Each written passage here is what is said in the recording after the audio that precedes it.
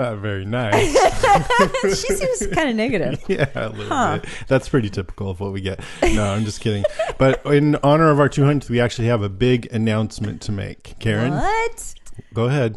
I'm just kidding. We don't have an announcement. Wait, got nothing. But we did get a bunch of congratulations from you guys online, and thank you so much. It was really nice. Within, like, I've just posted, we're doing our 200th episode today. Boom, 65 notices of congratulations. So I'm just going to read a few of these. Michael Harding says, congrats from all the Zed heads out here. I like that. That's nice. Might be the first time I've ever actually heard anyone finally accept my label for all you guys. Brad Holt says, brains. I hear you. That's so concise. Bill Bradbury says, fuckity fuck. That's a lot of shows. Congrats. P. Elani says, congratulations and sending tons of aloha to you both. Aloha, P. Elani. And Rima Jo Todd said, don't ever stop. 200 more. No. She demands. Tom Bartley says, now I'm not saying I've been your most important listener for the last 200 episodes, but I'm not denying it either. Congrats, guys. He has been. Yeah, we always say that right before we start recording. Kate Wright says, you guys are the best. I'm sure I speak for all of us when I say I don't know what we'd do without you to get us through our weekly Walking Dead obsession. Cheers to 200 and many more, Jason and Karen. Oh, that's great. Really nice. Thank Heather you. McKim says, you avoided 200 bites. So thanks a lot, you guys.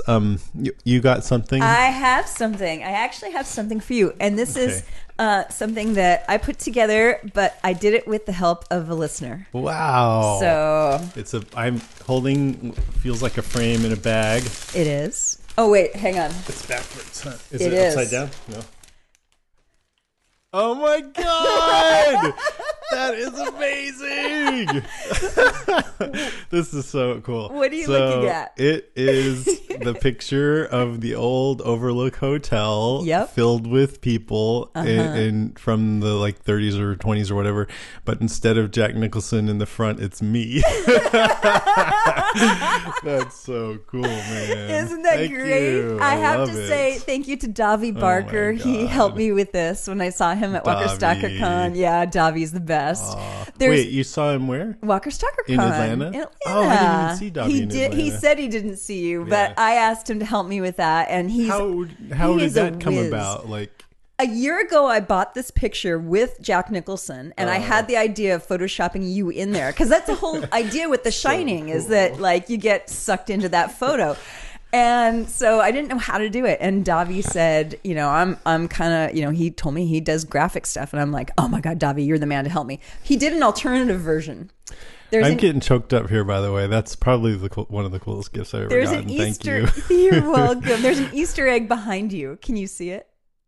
Is it Norman Reedus? Yes. He's not in this other one? He's not. I guess. He did two different versions. He did that version That's and this so version. cool. I'm going to send you the electronic copies so that you can have them, and maybe we can post it too. I gotta, maybe I'll send this see if I can send this to Norman Reedus. That would be hilarious. Isn't that awesome? It makes me so happy. Yeah, that's so cool. Great idea. We covered The Shining. I'm glad even. you like it. I Yeah. do like it. He did one with David too. I gave him David's face. Yeah, he's so Cute. talented. Way to go, Davi. Well, we don't have a big interview. I did try, but it's tough right now because Stephen Yun's on radio silence for some reason. Yeah, because that's all resolved. Yeah, and they're also busy trying to finish up their filming right now with their Right. final episodes. So they just the big cheeses weren't available, and I probably could have got somebody else, but I thought for the 200th, if I can't get a big cheese, then I just want it to be us. Yeah, So exactly. that was fine. But we haven't been doing interviews lately, and I'm just so busy with doing other more stuff, podcasts now and Walker Stalker Con, but I'm missing it. So I want to try to get some more. We've actually had the actors approaching us to do interviews, some of them. Really? Yeah, and I'm like, I don't have time. Get off me, Andrew Lincoln. No, not him. God. but I would always say yes. Stalking me. But yeah, I want to do that. So anyway, let's get into what we do best, I guess. Yeah. Yeah. Talk about Well, the we show. just had cake, so. Yeah. Attention shoppers, Deadcast Top 5 in 5, 4, 3, 2.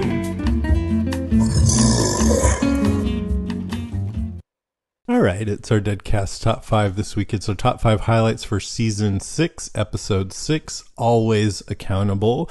I kind of thought a better title would have been, What the Fuck? Or Adventures in Accounting. Or What time is it? Is it still on? What do we need from the store? I think I bought toilet paper, but maybe I knew more. Yes.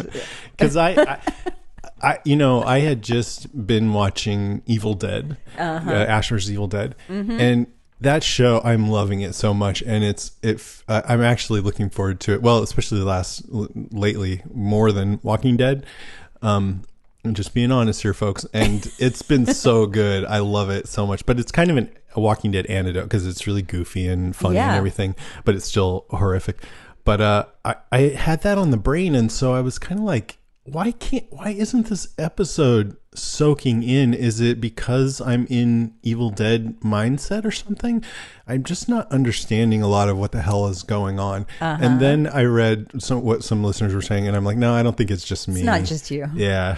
It was just, I mean, I watched it again today, like I always do, and pause and take notes. And I think I pretty much figured out what was going on, but it took some serious study, and it didn't feel like a fun puzzle. It felt like, homework to me.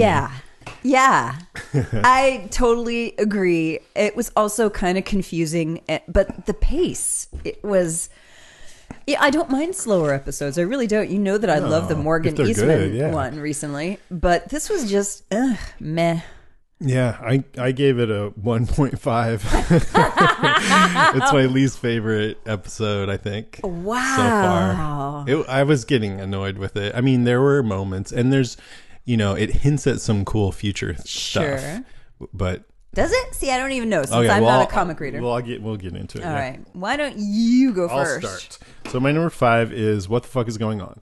So before I get into just trying to describe what I think happened in the episode, I'll mention that I think at least 2 of the 3 new characters that we met, the 2 girls and the guy, are from the comics. I think they didn't. I don't think they ever said the guy's name. They didn't. The girl, at one point, the other girl, Tina, said something like, I'm sorry, Cher. So if it's who I think it is, her name is Sherry, and she's in the comics. Oh, okay. And the guy is Dwight. Now, I won't say anything else about the comic story or anything, but just I want to be able to name these guys. So I will be calling them Sherry, Tina, and Dwight. And if it turns out not to be them, then, just for clarity's sake, I shall call them, for them that as well. You shall call them Tom, Bob, and Joe. That should clear everything up. So here's a rundown. Actually, I spent a lot of time writing my own version of this, and then I read an email from Mofevo who said it more succinctly than I did. So I'm going to read what she wrote as a rundown. So the group in the woods lived in this town where the world ended. Then one of the town's major industries was M. Patrick Fuel Company / Depot, where they probably worked. As a defense against woods full of walkers, they drove into the woods with the fuel valves open. It torched all the walkers. And that truck, she says, we saw junked in the woods. I don't remember. Back at the fuel depot, they had another fuel truck with the license plate Patty 002. So when they say they were going back to get Patty, it was this truck. Right. This group joined and built a community nearby, which was originally safe, happy, but recently turned bad, including needing to kneel, give payment, servitude, maybe women treated as possessions. All right. They talked about kneeling a couple times. Yeah. Not wanting to kneel anymore. Right. See, they decided to leave, but were dependent on the group for Tina's insulin, the girl who fainted. So their best bargaining chip, this is sort of speculation on Mofevo's part, but their best bargaining chip was the truck of fuel Patty that they're trying to retrieve and use for their freedom and the insulin. Wade and company know the truck exists and that they will have to drive down that road with the truck, so that is the reason the gunmen were set up on the road. I don't know about that part, but it sounds like it could be true. Once Sasha, Abraham, and Daryl came through and shot things up, Wade and company decided to enter the woods looking for the group of 3. Sometime in the past, there was a fire and somebody removed Patty from the depot, hid the fuel truck in the woods. The driver died in the cab, which means the keys were in the ignition. Anyway, so that's part of it. Okay. I mean, I know for sure they want to get that truck and get away from the group. Right. And I thought maybe they thought they could trade Daryl for the truck because they captured him, right? Yeah. And they were taking him back there. And it looked like they were going to try and trade him for what we just kept hearing Patty. So I thought it was a person, but it turned out it was a truck. Yeah, I'm still confused though, because then when the guys came and Daryl started defending against them, it's not like they. Well, I don't know. There were a lot of what the fuck moments in this. Like, there really were. I didn't understand why those guys came in the woods. Like that's what you're saying, right? In their truck, and they said, "You owe us for what you took," and Daryl was sort of hiding conveniently a few yards away, but nobody saw him. And then all of a sudden they just left, and I didn't know why. Maybe there were zombies, and then Daryl ran out and said, "Come with me." Yeah. So I also don't understand why Daryl dropped his bike and couldn't ride it anymore. And then an hour later, he seemed fine, or almost immediately. Like his arm was all bloody and it looked like damaged, but then he picked up his crossbow and was aiming it just fine. Right. And they went away on the motorcycle. So yeah, I thought it was the motorcycle was having a problem, but it was his arm. No, yeah. I mean, he kind of fell and exasperated next to that zombie with the helmet on. The melted zombie. And then he decided to cover his bike up for some reason rather than just ride off on it. So that didn't make any sense. It really didn't. So I sort of have a vague idea, but it was like there in the other storyline, which we'll talk about, it wasn't totally clear what was going on there either. So, but anyway, I'm just going to leave it there for now. I have more explaining to do, but it'll come in my later points. I've got to say that's a problem with this episode, because we shouldn't have to be trying to piece together what happened. It shouldn't be hard. And I guess if it were more interesting, it might be more fun to sort of piece the puzzles, to piece it all together. But in fact, it wasn't that interesting, and I don't really care. I didn't want to do this. This is the first time ever in our 200 episodes that I felt like, dude, it's a nice day out. I wish I could go for a walk and go to a movie right now. I don't want to be doing this, but I'm devoted to you listeners. I'm chained to this desk. I did. I felt like that. And, once I got, I don't know. I always enjoy doing it. So I did get some enjoyment out of it. And now that we're here podcasting, I'm like, yeah, this is where I want to be. Right. But I really would have just rather gone to a movie. Happy 200. Yeah, no, I'm with you, brother. It was rough. It was rough for me too. And like you say, when there's a lot of little details that you can discover and be like, oh, I never even noticed that before, but not knowing about them doesn't detract from the main story, then that's rewarding. But when it's like, what the hell is going on, then it's just bad storytelling. Yes, exactly. Exactly. And that was actually one of my points, was that I was very, very confused the entire time. So, not the entire time, but I went back and I watched bits and pieces of it. I even watched The Talking Dead. The Talking Dead is how I found out that the truck was actually Patty. You know what? I didn't even realize that until I finished my whole preparation and got to the emails and read Mofavo's email, and I was like, oh shit. And then I freeze framed that scene with Daryl and saw the license plate. Right. along those lines though of me being a little complainy, maybe it's because I'm also on like day 5 of being sick. I'm so tired of being sick, so I'm kind of grumpy. So sorry people, I'm grumpy. I didn't like the dummies getting bit like a bunch of dummies. Yeah. And there are 2 times. Even more, like there's a point where my whole thing about excusable stupidity is not excusable. No. And in here it was ridiculous. Point number 1, Tina falls into the greenhouse zombies' mouths, and she's like, oh, ow! And kind of like falls down, and like, here's my arms. Oh, and here's my my neck. Here, it's delicious. And also, why were they laying there still, completely still for what looked like years, not moving? Zombies, we've never seen zombies do that before. No, we certainly have not. And then they get animated. She freaks out and falls on their mouths. What a dummy. And then the guy. Right, exactly. Cam. Wades into the tree zombie and gets bit. I mean, it took some doing getting bit by that particular zombie. And he seemed to like, oh, here. Yeah, wait, you're not quite getting it. Let me give you a better angle. Ow. Yeah, so there was that. Yeah, I totally agree. All right, we go. so here's the part that intrigued me and I actually did kind of enjoy parsing out is the group that these three people are from and trying to get away from. There's speculation that they're from the comics, and the more I got into it, the more I'm sure that they are. And did you think that they might be the wolves at first? Yes, absolutely. Yeah, which adds to the confusion. Right. Just thing upon thing that's confusing in this episode. Right.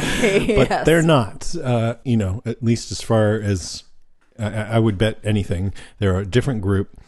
And we can glean a lot about them from what happened in this episode when those group members drove up that we already talked about. And the girl says, "It's ours. We earned what we took." Right. And we find out, I think that she's talking about insulin. That's what she took that they're upset about, I think. Huh. And the guy, Wade, who's the bad guy who we only see his feet, says, "You're going to return what you took. You're going to pay for the gas it took to come out here and for all the times these men took to come out here. It's over. You know the rules." So that makes me ask, what are the rules? Well, Dwight says, "We're not going back. We're done kneeling." There's several references to kneeling, as you said. So there's a sense that there's some kneeling that needs to be done. And usually when that happens, it's one person that you kneel to. There's lots of references to "we earned what we took." So you somehow have to earn your supplies. Yep. And I think that's why that diabetic girl, Tina, kept saying, "You didn't have to do it for me." I guess meaning they took the insulin for her, or it had something to do with her diabetes, right? Right. And then how do you earn? Well, Dwight said to Daryl at one point, he thought Daryl was one of these people. So he said, "You made a choice to kill for someone else, to have them own you for a roof over your head and 3 squares. So it looks like at least one way to earn is to be of service to these guys, which could include killing." Ugh.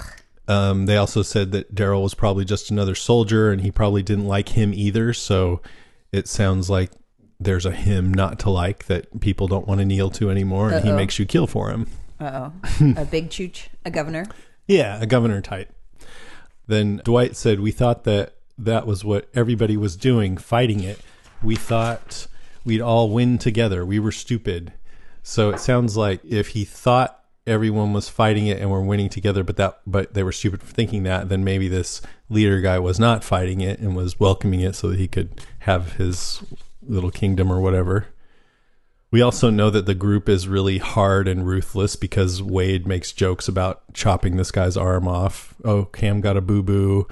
Walk it off. Yeah, walk it off, which was funny, but it's a little extensive, And then Dwight comes out and says, "Back when we first threw in with them, it was the goodest place than any. Then things got harder, people got harder, human nature kicked in, and it became a truly unique kind of shit show." And then one more thing, Sherry says people will do anything for safety, for knowing that they're safe. And then Dwight says everything, so they got nothing left except just existing. So it's kind of like a mafia situation, it sounds like. We'll give you protection. I'll give you protection, but it'll come at a price. Yeah.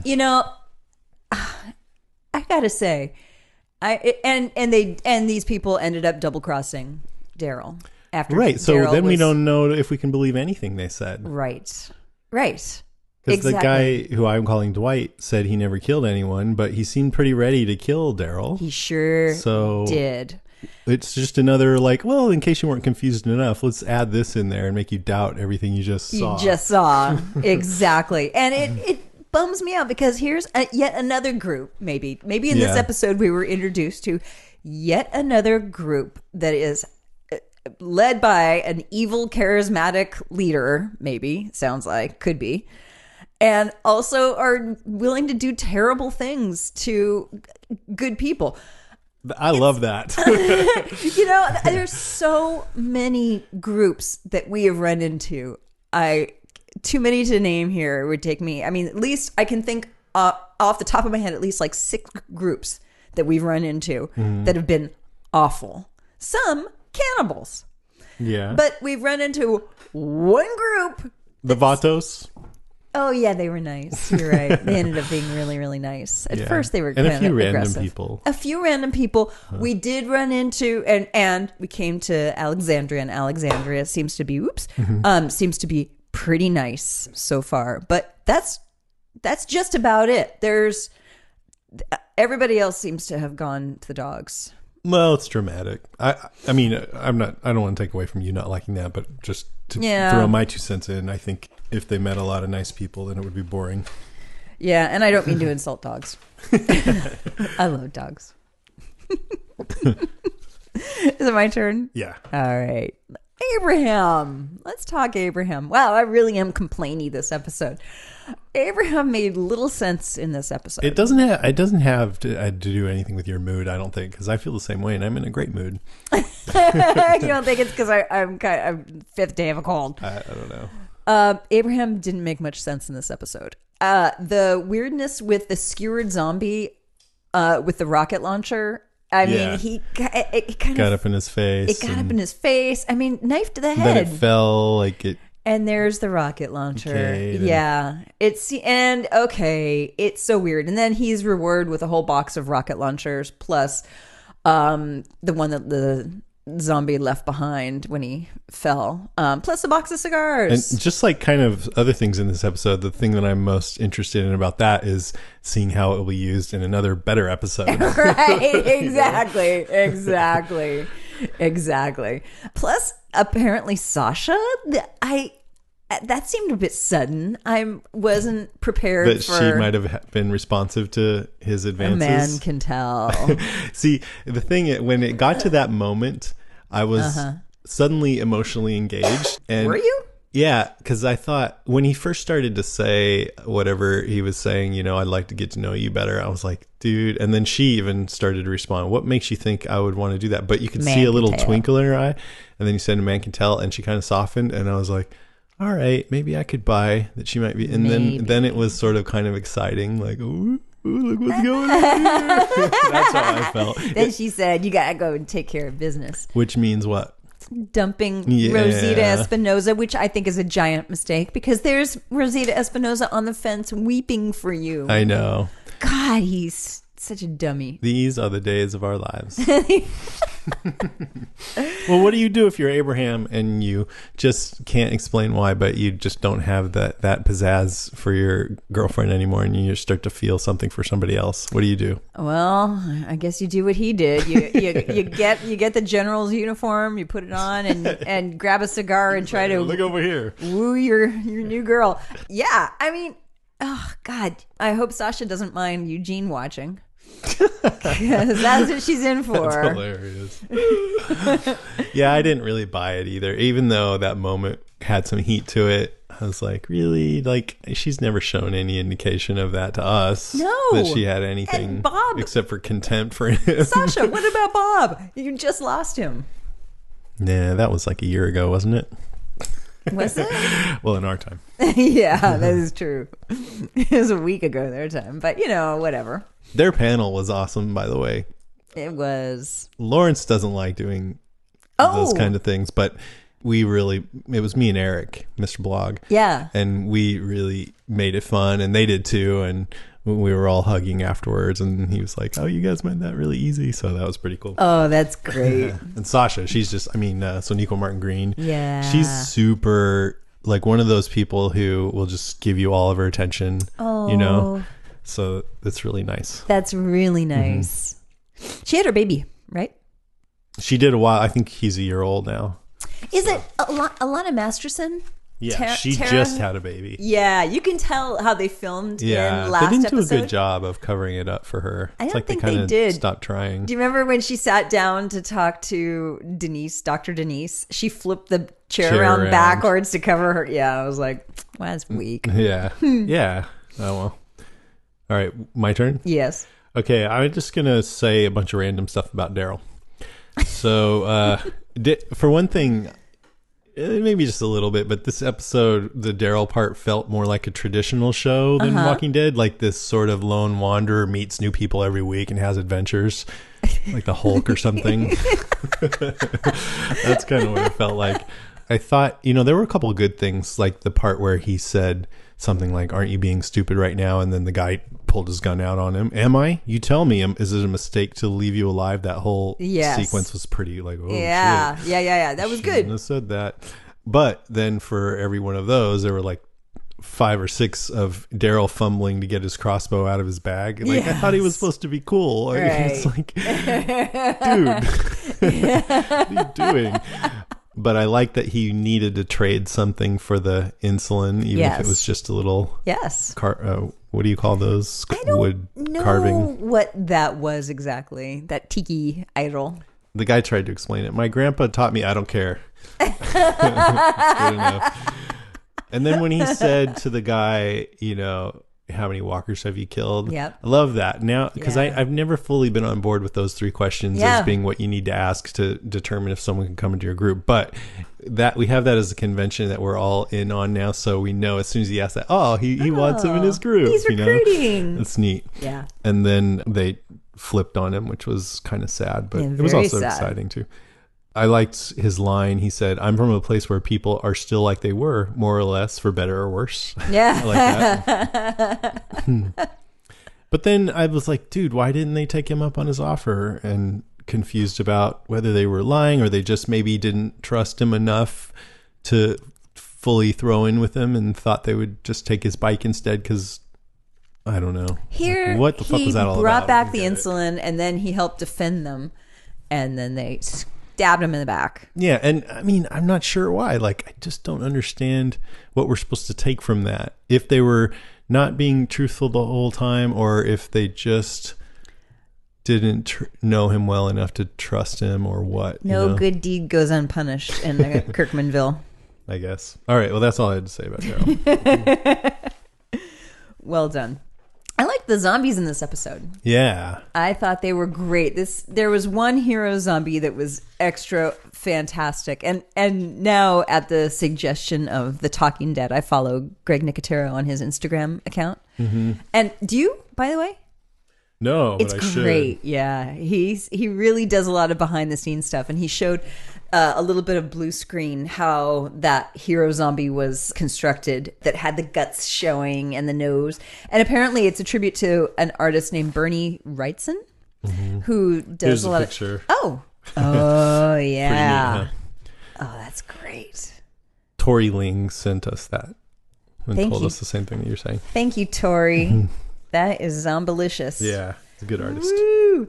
I also like the very first scene, the long shot of the road and the zombies shambling down the road. And then you see Daryl, and then you see Sasha and Abraham's yucky car.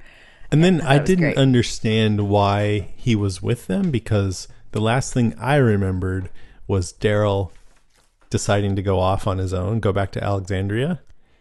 And then I had to go back and look at that episode, and then Rick had been saying on the radio, if we go back there, that would be for us, but we need to stay here and do this job for them, or something like that. And then I guess Daryl turned around. But it was like, that was a little confusing to me watching. I didn't even catch it back then. And now watching it, I was like, oh, I guess that's what's going on. So it was almost like the confusingness of this episode leaked into that other episode. Also, now, do you remember when Rick calls for help at the end of that, and he says, or Rick, you can hear in that episode, you can hear Rick. It was episode, I think, 3, and you can hear Rick getting tackled, and Daryl says, Rick. Oh, I don't know if we heard. Oh, yeah, that was when the wolves came in. Yeah. Yeah, in the RV. Yeah. And he's like, Rick. So I thought he was going to go and try to help Rick. But he's like, oh, well. He's not answering. I'm sure he's fine. Listeners, you're always so much smarter than me. Can you tell me what happened there? Because I mean, he might have just been heeding Rick's words, which are, you need to do this job. yeah, I guess so. No matter what. Weird. No matter Anyway. what I say, don't let me out. Okay, done? Yeah. All right, let's do let's take a little break for our first and only sponsor, and that is Harry's. And this is actually our last spot that we're scheduled to do with Harry's for a while. So now's the time if you want to check them out. They're, for one thing, the official razor partner of Movember, which helps raise awareness for men's health issues, which I think is awesome, you know? Yeah. I'm all for equality, and that means sometimes you get to focus on men's health issues too. Yeah. That's cool. According to you, I guess my mustache counts even though it's attached to a beard. I don't think it does, but anyway. And as you pointed out, they're great for women too. But they have great razor handles, blades, shave cream and gel, the basics. They have the basics covered. But I've been trying out some of their other stuff recently too. Yeah. I have some right here. So this is the daily face wash. It's wash, not watch. It's cooling peppermint and eucalyptus, and it gently exfoliates. So as a peppermint, you can't smell, huh? Probably. No, I can actually smell that. That's smell. good. But so I like that. You know, I've never done an exfoliating face wash, but it's pretty cool. I've been doing it every day. Your skin is glowing. So I really like that one. But my favorite one that I've tried is this aftershave lotion, and let me put some on. It's really. It smells so fresh and light and good. I love it. I totally love it. It's like almost like a cross between a soap and a cologne, and it's really subtle, you know? I just want to sit here and smell it all I know. This is really nice. I think they put something in there. It's like gasoline. or crack. Or like, you know, glue. Wow. It's made from glue. We're just huffing the aftershave. That'll be the rest of the ad. So I really love it. And Harry's, I love them. They deliver a great shave, very stylish, an awesome price. They care a lot about what they do. They bought their own razor factory in Germany that had been crafting high quality blades for almost 100 years. They sell at factory direct prices. And the holidays are coming up, and this would actually make a great present. I was just thinking, oh my God, I need to get a Harry's kit for my brother for Christmas. He'd love it. It's cool. Like these things that we sponsor a lot of times are just cooler, more special versions of regular things, you know? Yeah. And this, somebody would be glad to get this just because of the nice packaging and the stylishness of it. And so it'd be a great gift. And if you use our code DEADCAST at harrys.com, HARRYS.com, and use our code DEADCAST, you get $5 off your first purchase, which means you can get a starter pack for just $10. Yeah. And it's free shipping. It's great. You get a razor handle, 3 blade cartridges, and your choice of shaving cream or gel. So now's the time to do that. Like I said, we don't have any more plans to do any more Harry's ads for a while. harrys.com, HARRYS.com, enter code DEADCAST. And you would be totally nuts if you don't go do this right now. I said I was going to say that earlier. That's funny. So thanks to Harry's for your support. Thank you, Harry's. All right. Where were we? Number two. Okay. Let's see. Yeah, mine was about Abraham too, trying to just make sense of, because it felt like this was supposed to be a character episode for him where he changes. And Sasha gave this speech. She said, you don't have to throw yourself out of a moving car to feel like you're calling the ball. That's easy. You jump out of an airplane. You don't have choices after that. Maybe you play some chicken with the ground, but you pull the ripcord, you live. But if you have a roof over your head, you have food, you have walls, you have choices. And without walkers and bullets and shit hitting the fan, you're accountable for them. I mean, you're always accountable. It's just with all that other noise, you know, people won't notice. To me, that sounds like a bunch of random words thrown together, like or maybe something out of like Naked Gun or something. Word salad. Yes. But I think what the whole gist is that he's been reckless. Like he doesn't value his life and what he has back home and this safety and this. And she's trying to teach him, you do have choice, you have potential, you have accountability, I guess accountability to the people he cares about. And it sort his of does community. work on two levels, because there's the accountability of this other group where people seem to have to kneel towards this guy and earn what they take. So that's a different kind of accountability, but this is more accountability to yourself and the people you care about. But it was just done so poorly that it didn't hit me on any kind of an emotional level, and I didn't understand why he was screaming into the zombie's face. No, I didn't either. Yeah. And the only moment that really kind of got to me was that flirtatious moment with Sasha. But when I thought about it for a second, I'm like, does that really make sense? So, and I didn't see that coming. So for me, it came out of left field. No, I didn't either. And yeah, it just, in the moment, I started to believe it, because I've seen and even probably had those moments where you're in an interaction with somebody and suddenly you realize you feel a way that you didn't really know, and there's heat in the moment. Yeah. Maybe. So I could see that. I was yelling at the television, what about Rosita Espinosa? Yeah. Yeah. And at least she said, you're going to have to go take care of that. But it was kind of mean to Rosita. God. And then Rosita has to be, I mean, where's Rosita going to go? It's not like it's a giant community. You have to act, there's your ex. Eugene. Yeah,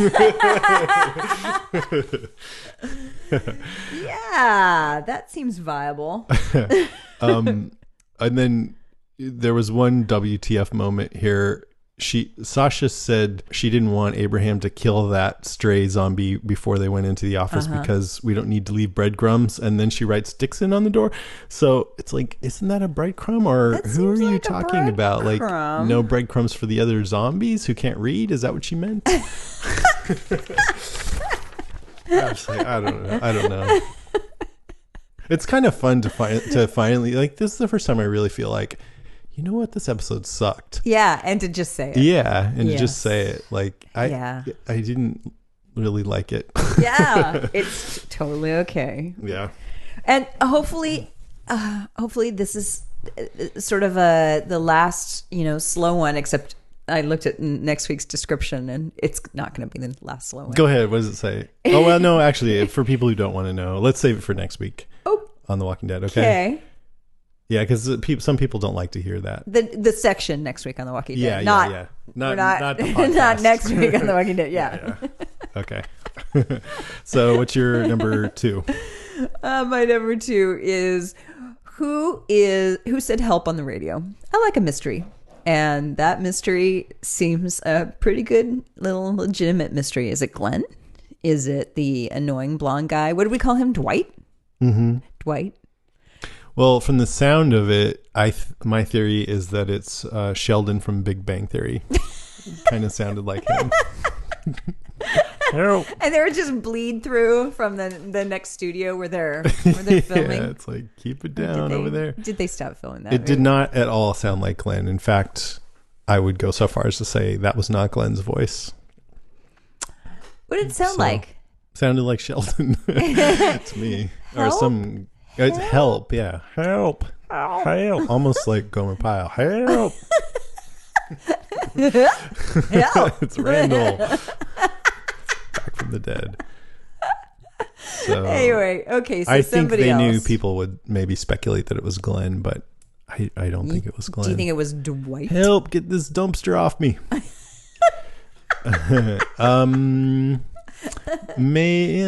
don't know. So you think maybe somebody, okay. I think it's somebody we haven't met yet. Maybe somebody's screwing with him.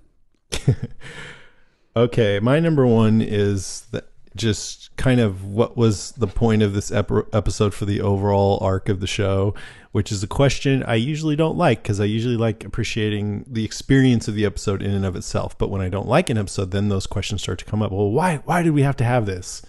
Yeah. What was the point? Right. And so I think it was to show some Daryl action, which I supported. I wanted to see more focus on Daryl, to do some character work with Abraham. So now he realizes that he has something to live for, I guess.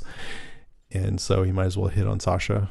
And then most important, I think, is to introduce this new group. Yes. Which we will surely see more of later. And also to find some shoulder-mounted rocket grenades, which I can't wait to see how those play out. Now all I have is notes. Go for it. Here's a note. And it's just kind of a side one. They do give Abraham some good lines, including loose ends make my ass itch, which I was wondering if that was sort of a thumb their nose at the viewers for getting all upset about where Glenn is. Oh, and he's certainly a loose end. Well, I don't know if I could, would consider it thumbing, but just sort of a knowing thing. Yeah. You know, it's that's clever. Yeah. And all of our collective asses are itching. So, yeah. And also, this is sort of only tangentially related, which is the Fear the Walking Dead airplane episodes.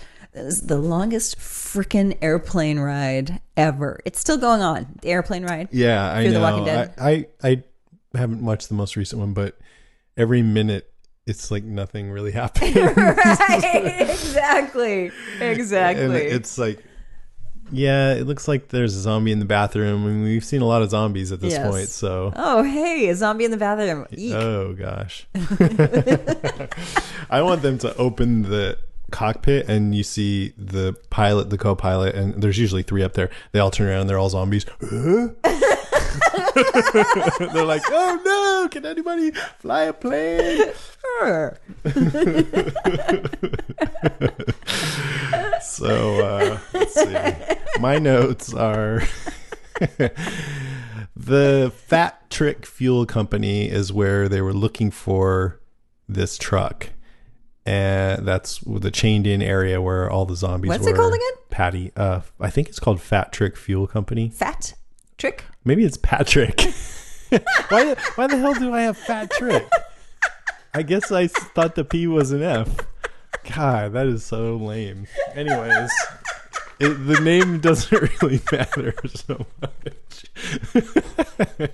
I think that's a good name for a fuel company. In fact, if I ever have a fuel company, I'm going to name it that because I know that name's not taken. I'd like to apologize for all of our listeners named Patrick. Patrick. I don't know why I thought that. Anyway, so it's all zombies in there, right? And they're surprised. And they're like, oh, Patty's gone.